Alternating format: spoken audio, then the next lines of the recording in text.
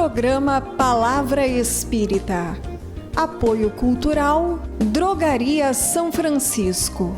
Sempre ao lado da comunidade. Odontologia Lauda. O implante que se transforma em sorriso. Ótica Silvio Joalheiro. Sociedade Espírita, Estudo e Caridade, Lar de Joaquina.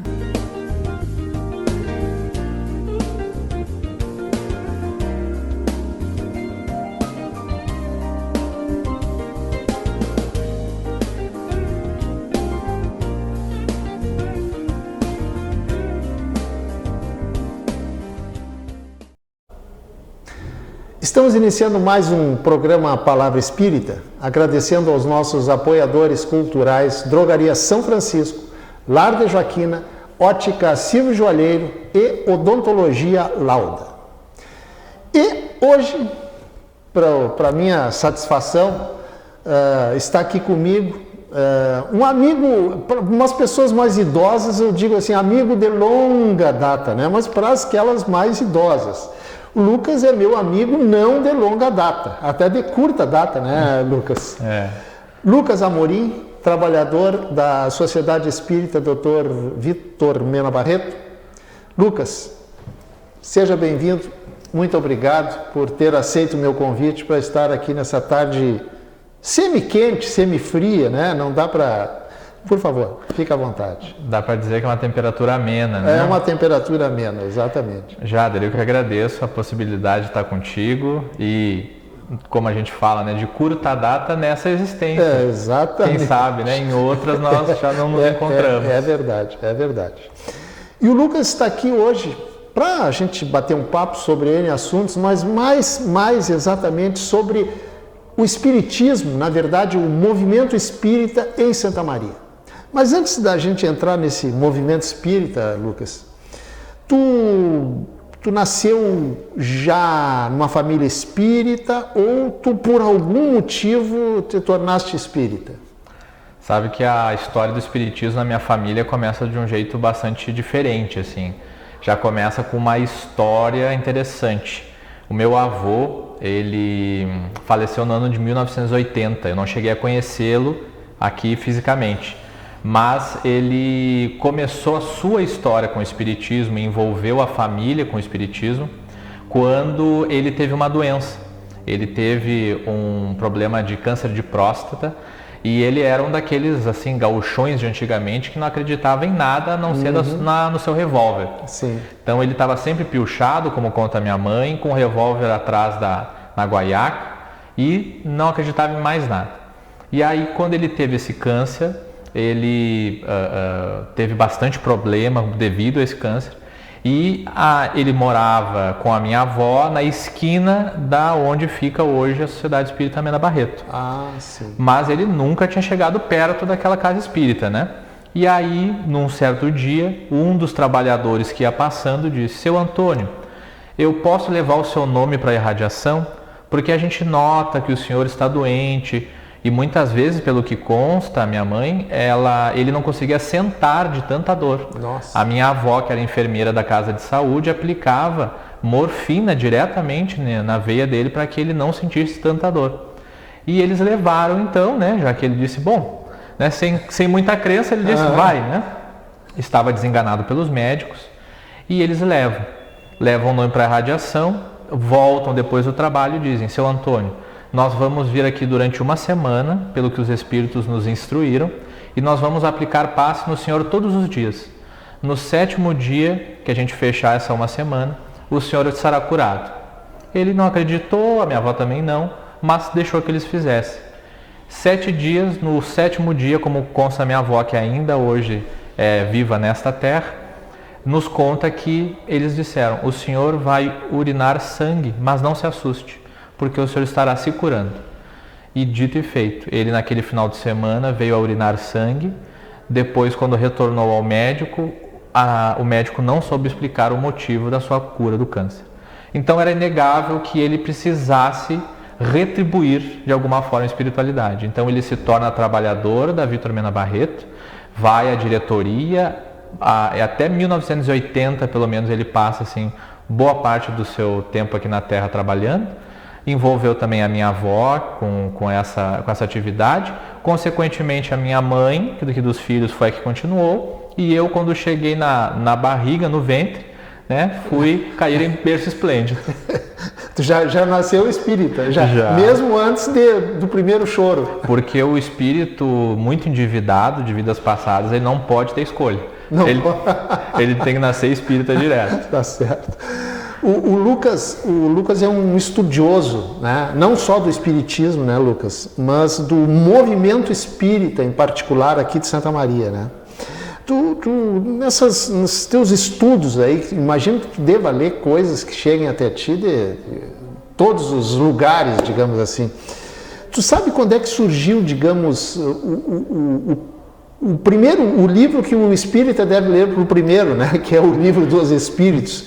Tu sabe quando surgiu isso aí? Eu estou perguntando essa pergunta, fazendo essa pergunta para o Lucas, porque a gente conversou nos bastidores e ele me falou a respeito disso. E eu vou aproveitar. Quando é que chegou o primeiro livro espírita aqui em Santa Maria, Lucas? Essa é a grande dúvida, é a grande incógnita que a gente tem. A gente sabe que a primeira pessoa, o primeiro responsável por fazer e iniciar o movimento espírita em Santa Maria, na região, se chamava Francisco Clemente da Silveira. Este senhor, que era analfabeto, era produtor rural, morador da localidade de Água Boa, aqui em Santa Maria, no distrito de Pains. Ele, por volta dos anos de 1900, agregava na sua casa vizinhos, amigos, conhecidos que tinham interesse em estudar a doutrina espírita. Mas ele era analfabeto, então ele não sabia ler. Naturalmente já se tinha algumas traduções do Livro dos Espíritos naquela época, mas não se sabe ao certo quando ela chegou aqui e de que forma ela chegou. Mas naquele rincão, naquele localidade de Água Boa, foi onde se começaram as primeiras reuniões lá pelos anos de 1900, quando ele reunia na sua casa pessoas que vinham de todas as localidades, como contam, de carreta de bois, muitas vezes, né, aquelas parelhas de boi, sem energia elétrica, atravessando o banhado para ir estudar a doutrina espírita. E as pessoas se reuniam na casa do seu Francisco Clemente, a esposa preparava um panelão de comida para aqueles que estavam lá, e naturalmente eles só podiam voltar embora para a cidade no outro dia. Então eles tinham que posar porque não se tinha, os bois não tinham luz, né, para iluminar o caminho. Sim.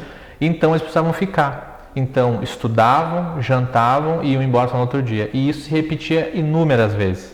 Até quando o seu Francisco Clemente da Silveira, ele fica doente, doa um pedacinho do seu terreno para que construíssem uma casa espírita, para que eles começassem então, não só um grupo, mas agora uma casa, para começar a primeira casa espírita de Santa Maria. E ela é fundada na noite de Natal, 25 de dezembro de 1903. 1903. A primeira casa espírita é fundada, que é a Casa Espírita, que é hoje carinhosamente chamada Casa da Água Boa.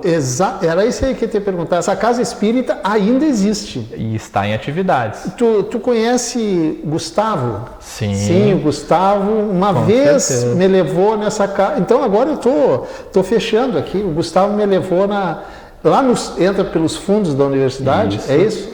Pelos fundos da UFSM, daí vai mais um tanto, isso, né, de 1903 para 2021 é centenária, é bem mais que centenária, né? Bem mais que centenária, e atividade até hoje, né? E é uma atividade até hoje. Uma casa espírita que passou, como consta o que contam os trabalhadores, por 2 incêndios, até hoje inexplicados, até hoje não se sabe se na sua história não foram incêndios criminosos, porque antigamente se tinha muito, né, problema por se praticar o espiritismo, e nesses incêndios, infelizmente, muitos dos arquivos históricos da casa foram perdidos, mas o que se sabe é que lá naquela casinha que ainda sobrevive hoje, que tudo iniciou aqui em Santa Maria. Que coisa espetacular, meu Deus. E depois, digamos assim, a segunda casa, tu sabe qual foi?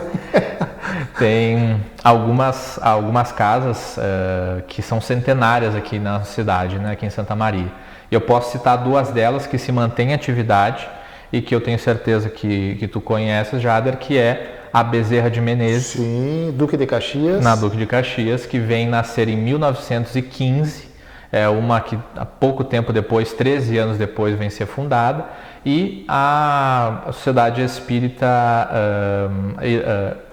Luz e Caridade, que também é uma outra casa que já está beirando aí o seu centenário. A Luz e Caridade é a do Moacir? Do Moacir, exatamente. E nós temos também a carinhosamente chamada de Chico Costa, que é a Francisco Costa, que vem ser fundada em 1918 ou 19. Então são todas muito próximas, ali daqueles idos, né, dos anos 15, 18, 20, são essas três casas que já estão aí no seu centenário e que foram fundadas logo depois aí desse início. Trabalhadores que se juntaram para fundar, imaginemos, 100 anos atrás, né, se fundando uma casa espírita. Lucas, hoje é muito simples, tu entra na internet ali e compra um livro espírita, compra qualquer livro, né? Mas naquela época, como é que os livros chegavam até Santa Maria para as pessoas estudarem, enfim, lerem pelo menos?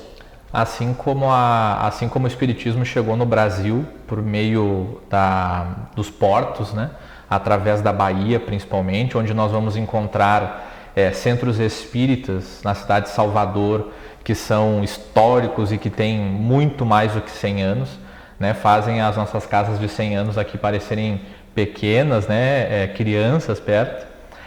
Aqui, da mesma forma, aqueles que tinham mais condições financeiras para estudar fora do país iam através dos navios viajar e traziam muita coisa de fora. Então muitos livros foram trazidos dessa forma, através dos portos. Se nós formos à cidade de Rio Grande e Pelotas, nós teremos lá casas com mais de 200 anos. Nós teremos casas assim históricas, né, naquela cidade. E por quê? Porque eram aquelas pessoas que desembarcavam ali no porto de Rio Grande, traziam consigo aquilo que compravam de fora e muitas vezes iam à França trazer aquilo que era quase os manuscritos do Espiritismo e chegando aqui passavam a estudar ou passavam a fundar casas espíritas. Então a maioria dos livros nessa época chegava assim, através dos navios. Chegavam muitas vezes escondidos, porque naturalmente eram livros que não eram bem quistos, né? E chegavam aqui de alguma forma, ou traduzidos ou não. Aqueles que não eram traduzidos, naturalmente, dependia de alguém um pouco mais letrado para poder estudá-los. Tu falou escondidos ou não. Eu me lembro que o meu pai, eu estou falando em 1960, hein? O meu pai era espírita, mas em casa ninguém sabia que meu pai era espírita, porque espiritismo nós éramos uma família católica, né? Espiritismo era uma coisa do demônio, né? Coisa do diabo, né? Então, meu pai, para ir na casa espírita, que ele ia na Aliança Espírita, né? Já vamos falar da Aliança Espírita? Meu pai ia escondido. Tinha alguns livros em casa que, graças a um desses livros, que casualmente, entre aspas, chamava-se o Livro dos Espíritos, que eu me tornei espírita, entende? Então imagina a dificuldade dos espíritas daquela época, driblando como é que hoje está muito em moda aquela palavra, os preconceitos, né? Tá? E a Aliança Espírita?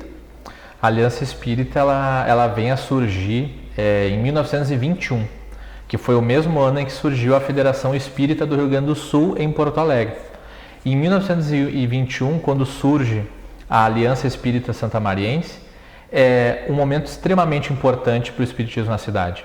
Por quê? Porque era necessário que os espíritas se escondessem para estudar, era necessário que eles fechassem as casas ou funcionassem da meia-noite às 6 da manhã, para que eles pudessem se esconder de alguma forma, porque haviam... Da meia-noite às 6 da manhã? Da meia-noite às 6 da manhã. Haviam casas que eram apedrejadas, haviam fiscalizações batidas naquela época, porque eles eram acusados de bruxaria, de curandeirismo e outras coisas, e precisavam se esconder. Então, um grupo de pessoas influentes da cidade, principalmente advogados, acabam se juntando e fundando em 1921 a Aliança Espírita Santamariense. Para quê? Para proteger as casas espíritas. Por isso ela se chama Casa Mater, é a mãe, porque ela acolhe, ela protege. Lucas, a produção me disse que o nosso primeiro tempo acabou, certo? Mas o nosso primeiro tempo acabou, mas o nosso intervalo é apenas 45 segundos e a gente já volta.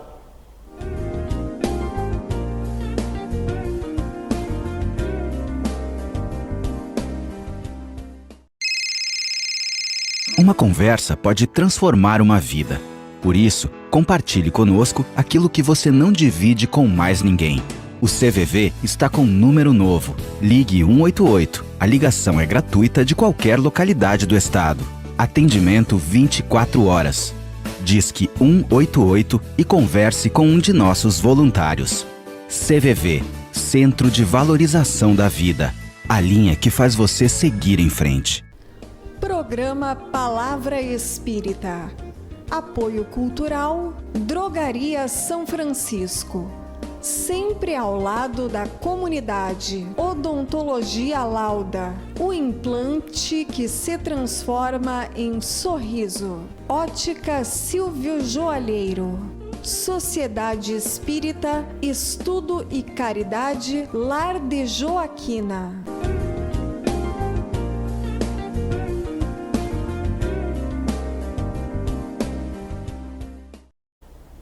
Estamos iniciando o segundo bloco do programa Palavra Espírita. Hoje, com a presença do meu amigo, como ele disse no início, breve amigo, digamos assim, nesta encarnação, né, Lucas? Quem sabe em outras a gente já foi muito amigos, mais do que somos hoje. E o Lucas está batendo um papo comigo sobre, digamos assim, o movimento espírita aqui em Santa Maria. O Lucas é trabalhador da Sociedade Espírita Dr. Vítor Mena Barreto. Mas eu esqueci de uma coisa, de agradecer aos nossos apoiadores culturais que mantêm esse programa no ar. Drogaria São Francisco, Lar de Joaquina, Ótica Silvio Joalheiro e Odontologia Lauda. Lucas, Sociedade Espírita Dr. Vítor Mena Barreto. Esse é o nome da tua casa. Tem um Antônio ali. Antônio Vítor Mena Barreto. Na verdade é Victor. Isso. Victor. Quem foi, afinal, Dr. Antônio Victor Mena Barreto? É um nome bem extenso, assim, é difícil até mesmo de nós trabalhadores lembrarmos. Vítor Mena Barreto foi um grande médico aqui de Santa Maria, lembrado por ser um médico dos pobres. Comparam muito, e eu tenho certeza que ele, de alguma forma, quando ouve isso, diz não merecer essa comparação com o Dr. Bezerra de Menezes. Naturalmente, Bezerra, com a sua atuação numa região um pouco maior, né, de abrangência brasileira, e o Dr. Vítor aqui em Santa Maria, na região.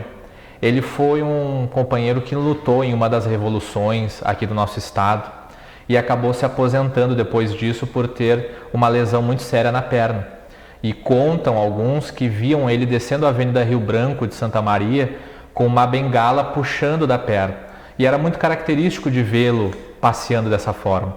E algumas pessoas relatam que ele era extremamente bondoso e era daqueles médicos antigos que qualquer pessoa que parasse ele na rua podia pedir uma consulta, sem precisar ir no consultório, né? Algo que se tinha há muitos anos atrás.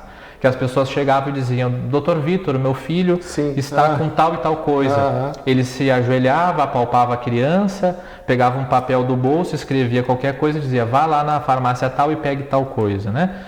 E não cobrava nada. Contam alguns que batiam madrugadas adentro, né?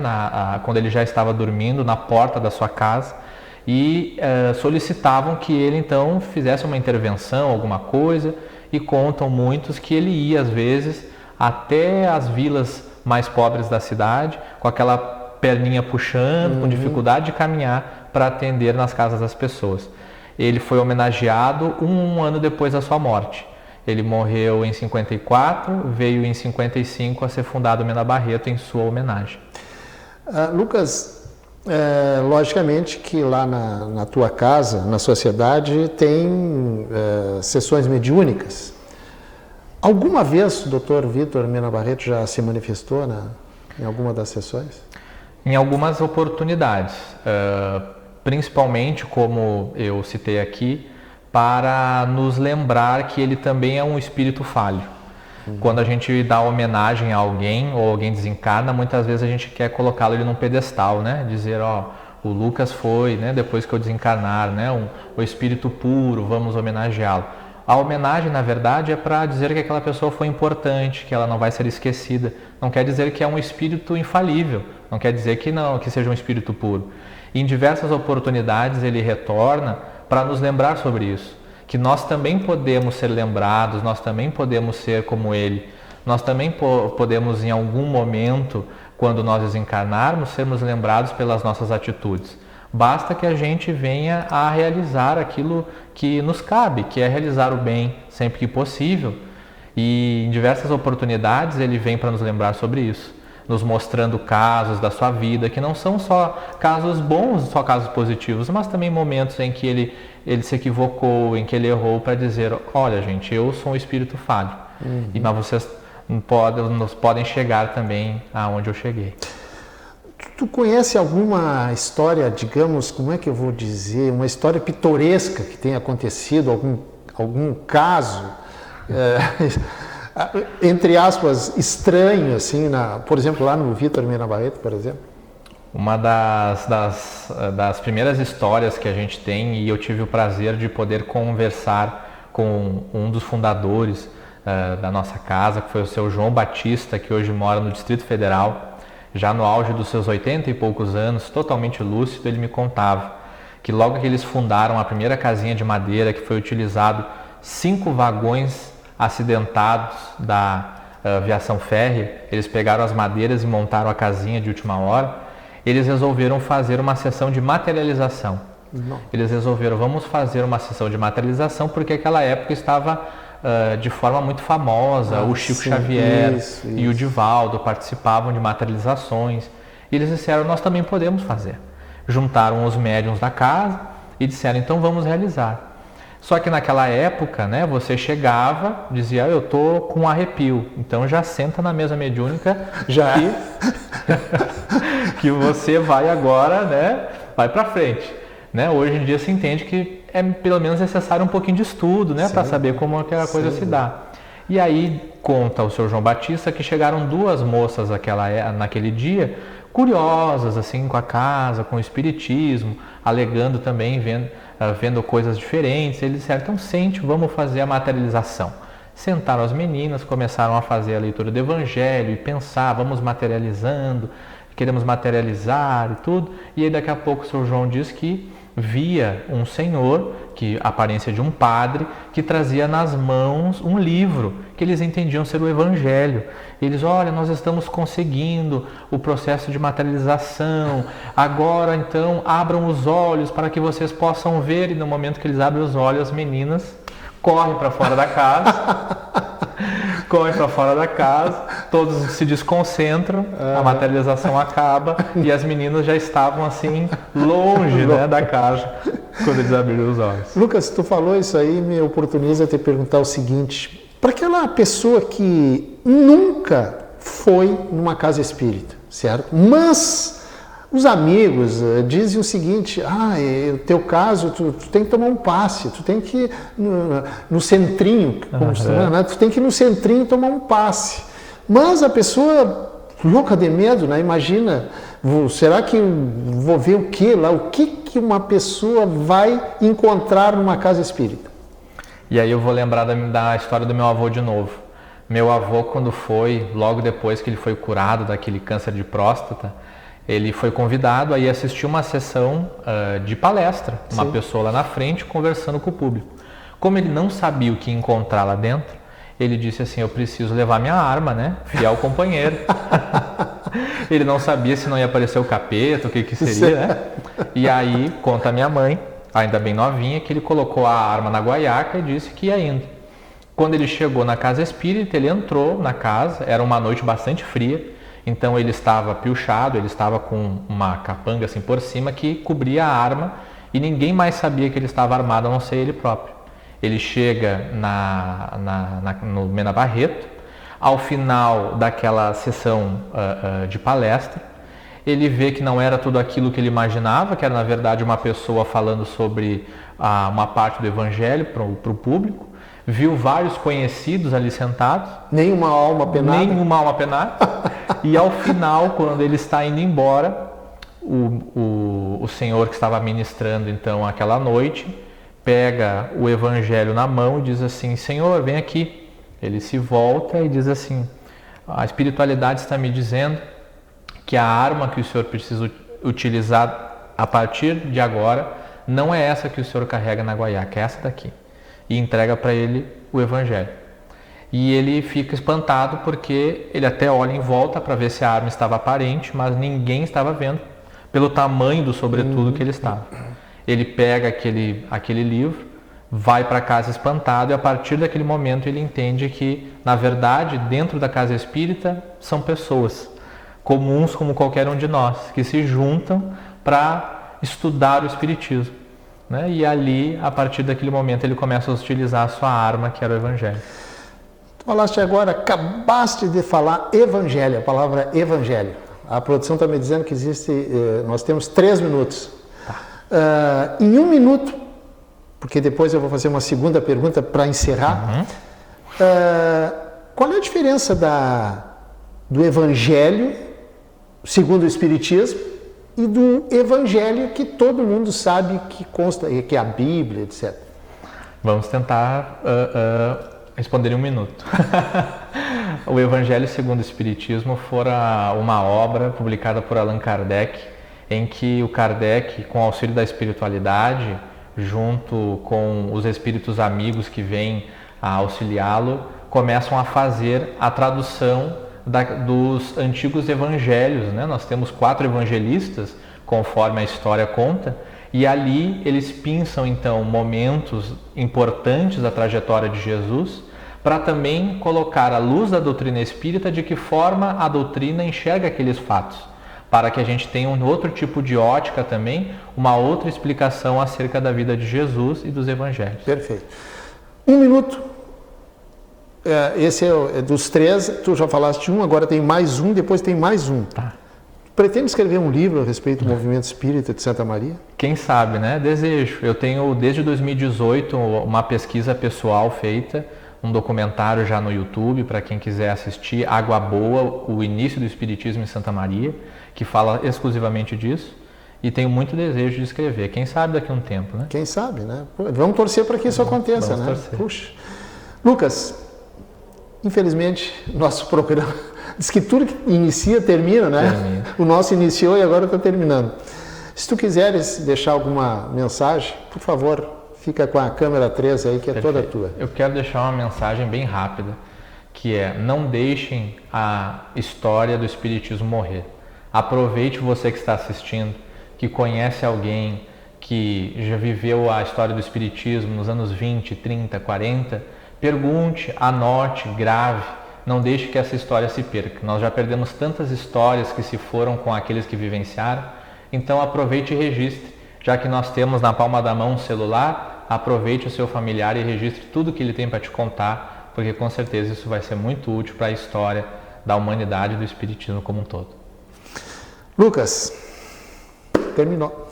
Foi rápido. Meu amigo, muito obrigado por ter vindo falar sobre esse assunto, principalmente para os santamarienses, né? Se bem que o nosso programa tem uma abrangência assim, em todos os estados brasileiros, mas particularmente a gente fala também e muito mais para o nosso público aqui de Santa Maria. Perfeito. Muito obrigado, Lucas, e te prepara que tu vai voltar outra vez aqui. Opa, certo? Então, tá? sempre à disposição.